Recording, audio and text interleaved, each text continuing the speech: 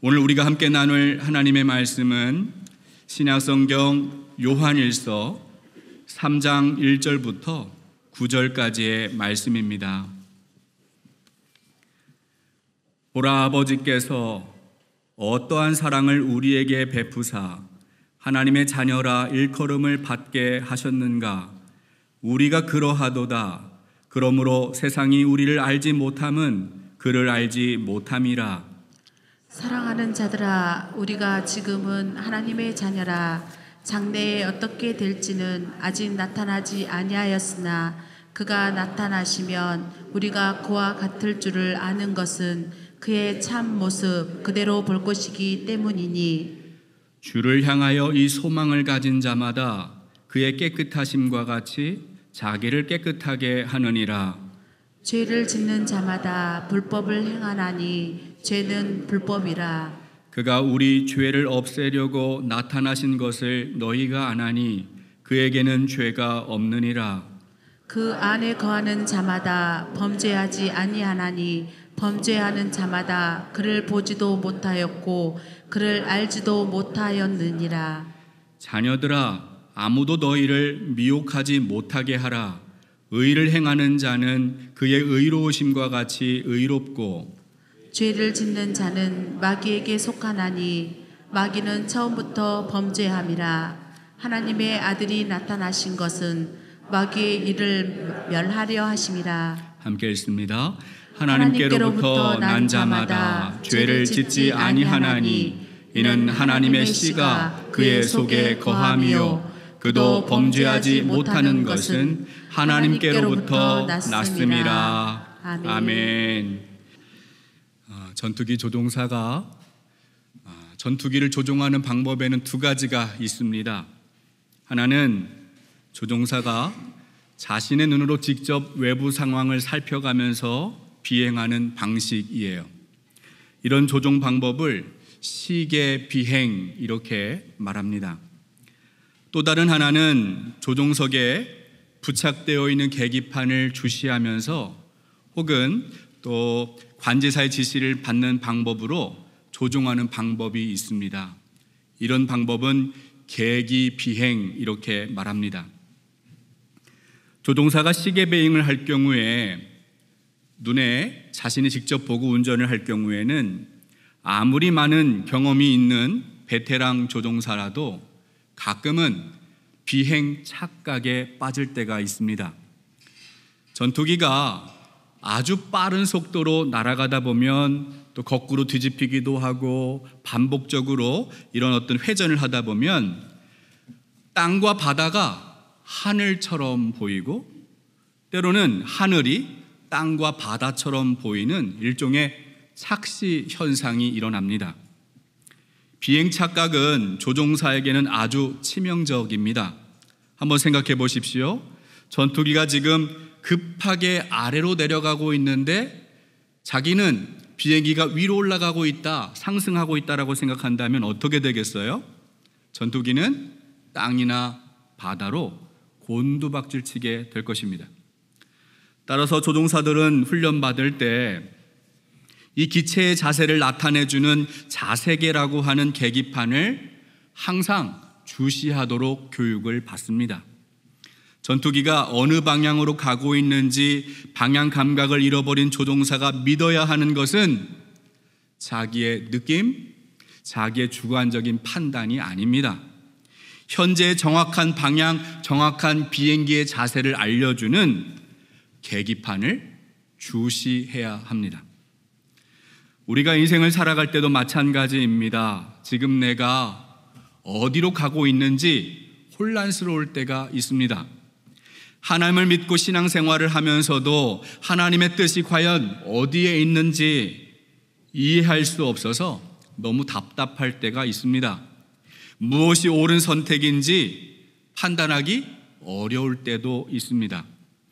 이럴 때마다 우리가 반드시 주시해야 하는 것이 있습니다.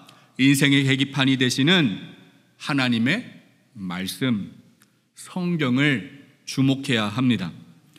시편의 기자는 주님의 말씀은 내 발의 등이요 내 길의 빛이니이다 라고 고백합니다. 하나님의 말씀이 우리가 나아갈 길을 비춰주는 등불이 되고 우리를 안내준다는 거예요.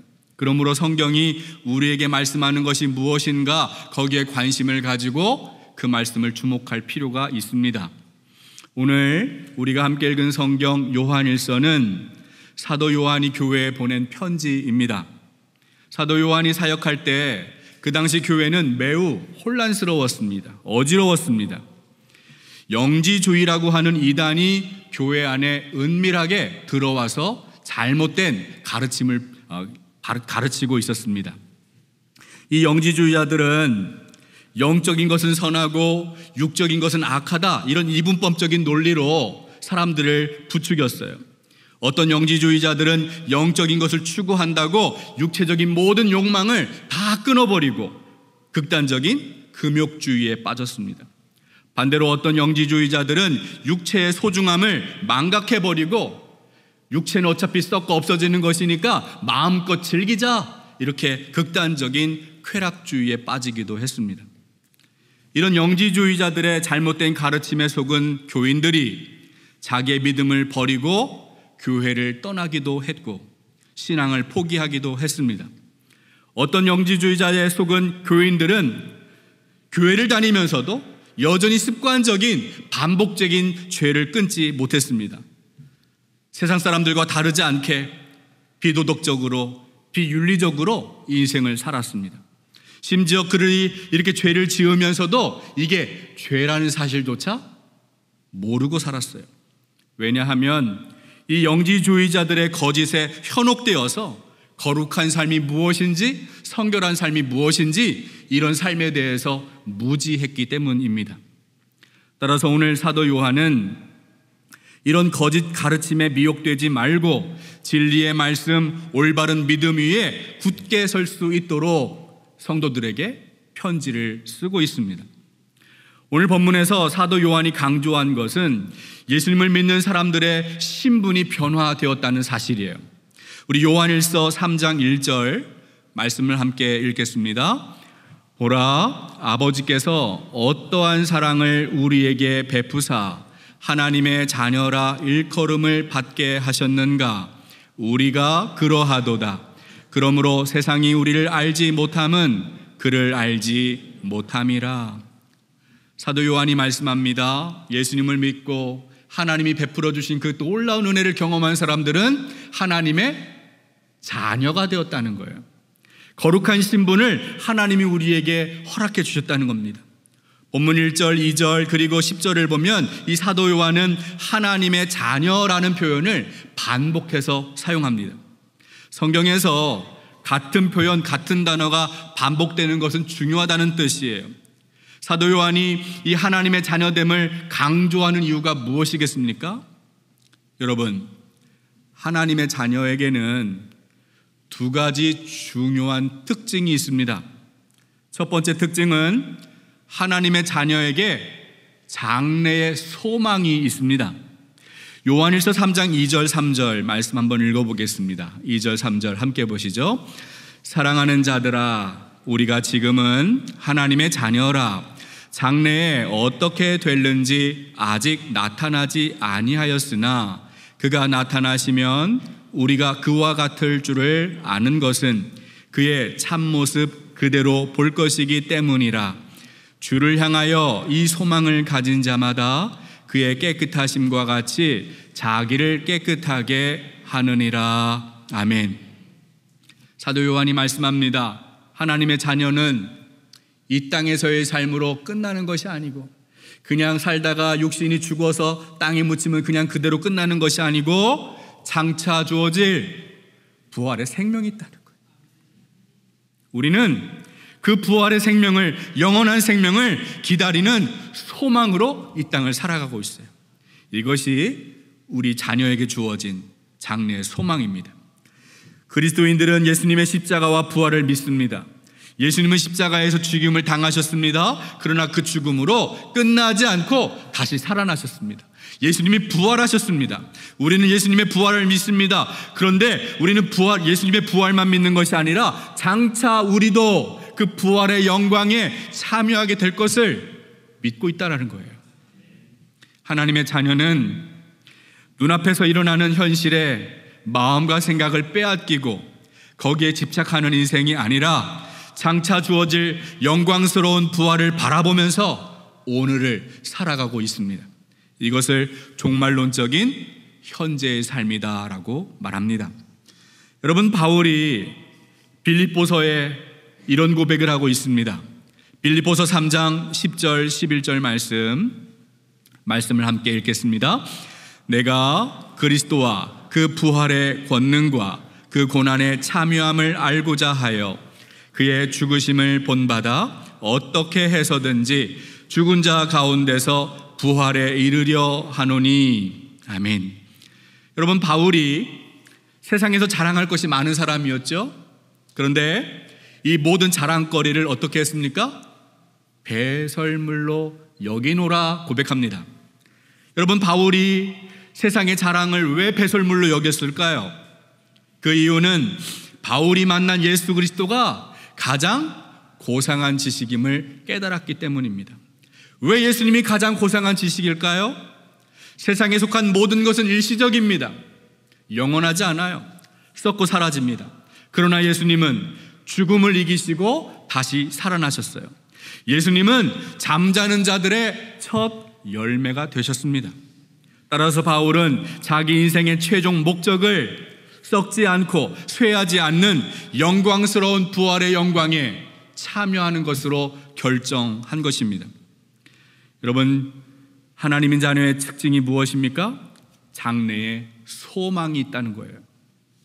두 번째로 하나님의 자녀에게 있는 두 번째 특징은 성결한 삶을 추구한다는 것입니다. 오늘 본문 3절을 다시 보시면 주를 향하여 이 소망을 가진 자마다 그의 깨끗하심과 같이 자기를 깨끗하게 하느니라 말씀합니다. 장차 주어질 부활의 소망을 품고 있는 하나님의 자녀가 어떻게 살아갑니까? 하나님의 거룩하심을 닮아서 이 땅에서 거룩하고 성결한 삶을, 깨끗한 삶을 살아가려고 한다는 거예요. 헬라어에서 죄는 관역에서 벗어난 화살을 뜻합니다. 하나님의 뜻에서 벗어나서 하나님 중심에서 멀어지는 것, 바로 그것이 성경이 말하는 죄예요. 겉으로 볼 때는 선해 보이고 내가 볼 때는 착한 일을 한다 할지라도 하나님의 뜻이 아니면 그것은 악한 것이고 죄입니다. 예수님은 하나님과 원수였던 관계를 회복시켜 주시고 우리가 하나님 앞에 더 가까이 나아갈 수 있도록 자신을 화목제물로 바치셨어요. 아무 죄가 없는 분이 우리의 죄 때문에 우리 죄를 용서하려고 대신 죽음을 당하셨습니다. 여러분, 이것이 하나님이 우리에게 베풀어 주신 사랑입니다. 하나님의 사랑을 깨닫고 죄를 용서함을 받은 자녀는 죄를 더 이상 사랑하지 않아요. 죄를 미워해야 합니다. 죄로부터 멀어지고 거룩하신 하나님 앞에 더 가까이 나아가야 하는 것입니다. 물론 하나님의 자녀도 죄를 범할 수 있어요. 하나님의 자녀도 넘어질 수 있습니다. 또다시 실수할 수 있어요. 그러나 죄를 깨닫게 하시는 하나님의 사랑 때문에 마음을 돌이키고 다시 주님께로 돌아오는 것이 하나님의 자녀라는 거예요. 하나님이 우리 안에 성령을 부어주시고 그 성령이 이것이 죄임을 깨닫게 하셔서 돌이키게 하시는 거죠. 하나님이 기뻐하시는 것이 무엇인가 알게 하시고 주님께 다시 돌아올 수 있도록 우리를 이끌어 주시는 분이 성령입니다. 여러분, 사도 요한이 이렇게 고백합니다. 요한일서 1장 말씀 함께 다음 말씀 보여주시죠. 함께 9절 같이 읽겠습니다. 만일 우리가 우리 죄를 자백하면 그는 미쁘시고 의로우사 우리 죄를 사하시며 우리를 모든 불의에서 깨끗하게 하실 것이요. 아멘. 만일 우리가 죄를 깨닫고 자백하면 하나님은 어떤 분이에요? 미쁘신 분이에요. 하나님은 의로우신 분이에요. 하나님이 우리의 죄를 용서해 주시고 모든 불의로부터 깨끗하게 하신다. 하나님의 거룩함으로 우리를 덮어주시겠다 약속하고 있습니다. 그래서 오늘 본문에 보면 사도 요한도 죄에 대해서 언급을 하고 있는데요. 우리 요한일서 3장 4절부터 6절까지의 말씀을 한번 같이 읽겠습니다. 함께 읽습니다. 죄를 짓는 자마다 불법을 행하나니 그가 우리 죄를 없애려고 나타나신 것을 너희가 아나니 그에게는 죄가 없느니라. 그 안에 거하는 자마다 범죄하지 아니하나니 범죄하는 자마다 그를 보지도 못하였고 그를 알지도 못하였느니라. 여기에서 요한이 말하고 있는 죄는 습관적인 죄를 말합니다. 반복적인 범죄를 말해요.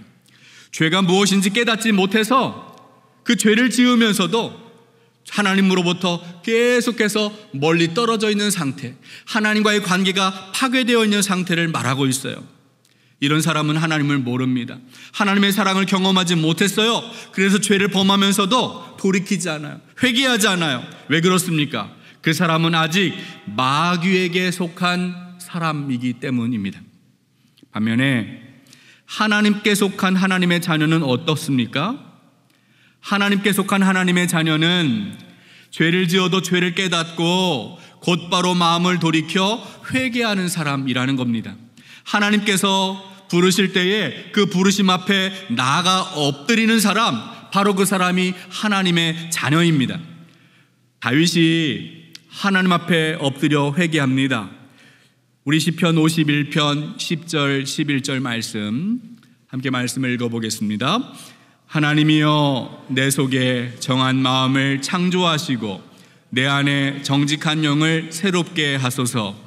나를 주 앞에서 쫓아내지 마시며 주의 성령을 내게서 거두지 마소서.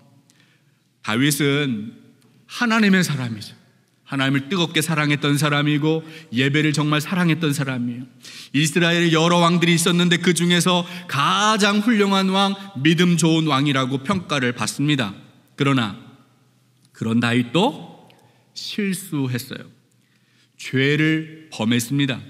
그런데 다윗은 자신의 죄를 깨닫고 어떻게 했습니까? 돌이켜 회개를 하는 거예요. 다윗이 기도합니다. 정결한 마음 정직한 영으로 새롭게 해 주옵소서. 주님께서 나를 멀리하지 마시고 쫓아내지 마시고 주님의 성령이 나로부터 떠나지 않게 해주십시오. 간절하게 기도합니다. 여러분, 성령이 죄를 깨닫게 하시는 하나님의 영이에요. 성령께서 회개하는 마음을 부어주시는 거예요. 거룩한 하나님의 자녀는 하나님의 자녀답게 살아갈 수 있도록 성령이 우리를 이끌어 주시는 것입니다. 따라서 사도 요한이 오늘 고백하고 있습니다. 요한일서 3장 9절 함께 말씀을 읽겠습니다. 하나님께로부터 난 자마다 죄를 짓지 아니하나니 이는 하나님의 씨가 그의 속에 거함이요 그도 범죄하지 못하는 것은 하나님께로부터 났음이라. 아멘. 여기서 우리가 주목해야 할 중요한 표현이 있어요. 하나님의 씨. 여러분, 농사를 지어보시거나 꽃 같은 것을 심어보신 분들은 아실 거예요. 여러분, 씨앗을 우리가 심으면 이 씨앗의 특징이 어떻습니까? 씨의 특징이 있죠. 열매나 꽃이 피기 전까지는 그 씨가 땅속에 숨겨져서 우리 눈에 보이지 않아요. 꽃이나 열매를 보기 위하여 그 씨가 싹이 나고 성장할 때까지 우리는 기다려야만 합니다. 하나님의 자녀도 마찬가지입니다. 예수님을 믿고 구원을 받았다고 갑자기 이 사람이 변화되어서 성결한 삶을 살아가는 것은 아니에요. 한순간 거룩한 사람으로 변화되는 것이 아니라고요. 하나님의 자녀에게는 하나님의 씨앗이 심겨져 있습니다. 하나님의 자녀가 되었다고 갑자기 성장하는 것이 아니겠죠? 그러나 조금씩 하나님의 거룩한 성품을 닮아가면서 성결한 사람으로 점진적으로 성장하게 되는 것입니다. 설교 처음을 시작할 때에 이 영지주의자들이 교회 안에 은밀히 들어왔다는 말씀을 드렸어요. 영지주의자들은 죄를 짓고 살면서도 그것이 죄라는 사실을 인정하지 않아요. 그들은 죄에 대해서 무감각하고 무지했습니다. 육체의 쾌락에 빠졌지만 부활의 소망이 없어요. 어차피 이제 죽고 끝날 버릴 텐데 이 몸으로 가지고 죄를 지으면서 죄가 죄인지도 모르고 그렇게 육체의 쾌락을 즐겼다는 것이죠.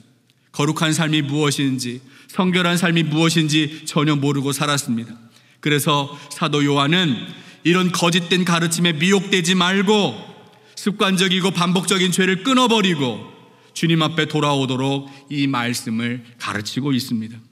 여러분, 하나님의 크신 사랑을 경험한 사람은 하나님의 자녀입니다. 하나님의 자녀는 영광스러운 영광에 참여할, 부활의 생명에 참여할 장래의 소망을 바라보고 있는 사람들이에요. 이 소망을 가지고 있는 사람은 이 세상에서 하나님의 자녀로 살아가야 합니다. 하나님의 자녀답게 살아가야 합니다. 그냥 대충 사는 것이 아니라 우리 안에 있는 거룩한 씨앗이 자라갈 수 있도록 성결한 삶을, 거룩한 삶을 살아가야 한다는 것입니다. 사랑하는 여러분, 여러분은 하나님의 사랑을 받은 하나님의 자녀라는 사실을 반드시 기억하시기를 바랍니다. 이 땅에 살면서 영원한 부활의 소망을 바라보고 날마다 하나님의 성품을 닮아가는 성결한 삶을 살아가는 여러분 되시기를 주님의 이름으로 축복합니다. 하나님 아버지, 주님의 말씀을 통해 우리를 향하신 거룩하신 하나님의 뜻을 깨닫게 하여 주시고 주님의 크신 사랑과 은혜를 알게 하시니 감사합니다. 우리는 하나님의 자녀입니다. 하나님의 자녀답게 거룩한 삶, 성결한 삶을 살아가도록 인도하여 주옵소서. 죄를 깨닫게 하시는 성령께서 함께하여 주시고 정결한 마음, 정직한 영을 부어주셔서 날마다 새롭게 변화되어 점진적으로 성장하게 하여 주옵소서. 눈앞에 보이는 세상의 일에 몰두하고 그 일에 일이 일비하는 인생이 아니라 영원한 하나님의 나라, 부활의 소망을 품고 살아갈 수 있도록 은혜를 베풀어 주옵소서. 이제는 우리 주 예수 그리스도의 크신 은혜와 하나님의 놀라우신 사랑과 성령의 감화 감동 역사하심이 장래의 소망을 품고 하나님의 자녀답게 이 땅을 살아가기로 다짐하는 우리 목포중앙교회 모든 성도 머리 위에 지금부터 영원토록 함께 해 주시기를 간절히 축원하옵나이다. 아멘.